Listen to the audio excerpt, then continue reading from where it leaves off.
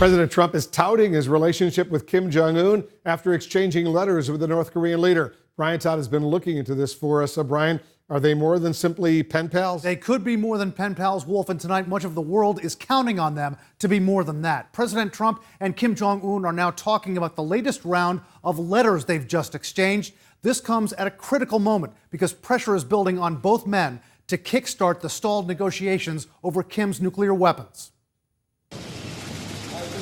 Tonight, the bromance is back on between President Trump and his pen pal, Kim Jong Un.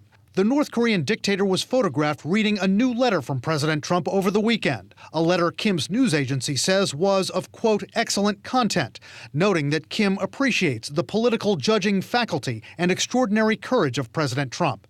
Today, the president appeared to confirm that letter, as well as one he says he received from Kim just a few days earlier. He actually sent me birthday wishes, but it was just a very friendly letter both ways. All right, thanks, guys. We have a very good relationship.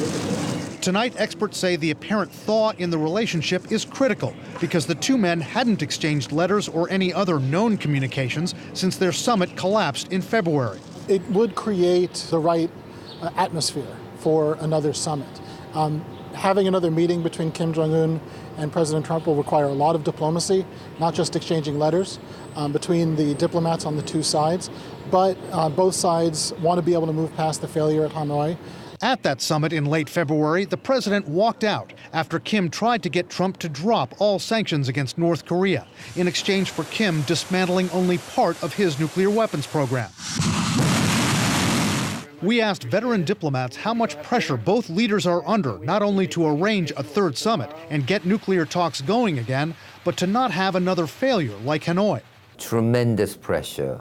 In Hanoi, as you know, Kim Jong Un went back, very angry. He changed his team, and so it was an abject failure for Kim Jong Un.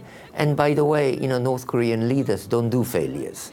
But the pressure is even more intense because of how much each leader has staked on his personal relationship with the other. There have been at least 9 personal letters between Trump and Kim Jong Un since early last year. It's unclear exactly what was said in the letters, but they spurred momentum for historic diplomatic breakthroughs, 2 summits, and a personal dynamic that Trump has often bragged about. And then we fell in love, okay? No, really. He wrote me beautiful letters, and they're great letters. We fell in love. But tonight, analysts worry that disarming Kim's nuclear arsenal is now too dependent on the personal dynamics between Trump and Kim. And the pressures on both leaders to strike a deal are growing. President Trump will be eager to tout progress on a nuclear deal during his re-election campaign.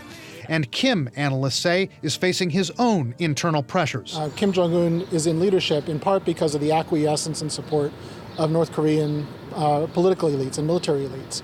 And as the North Korean economy continues to struggle, it seems that he's under some pressure to deliver results. Analysts do praise President Trump for getting the two sides this far with his one-on-one diplomacy with Kim Jong Un, but they are worried about what could happen if that one-on-one dynamic simply doesn't work, if it breaks down. They say then the personal diplomacy could lead to personal animosity between the two. That could lead to the fire and fury rhetoric of 2 years ago and possibly put the two sides again on the brink of military hostility.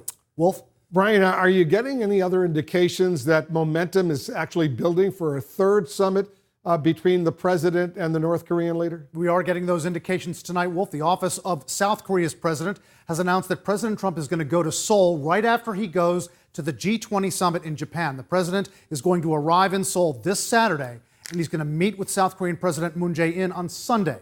That could be a critical meeting to either get some real momentum going for a third Kim-Trump summit, or it could be an occasion to actually announce that there's going to be a summit. Very interesting indeed, and enormous amount at stake right now. Brian Todd, good report. Thank you.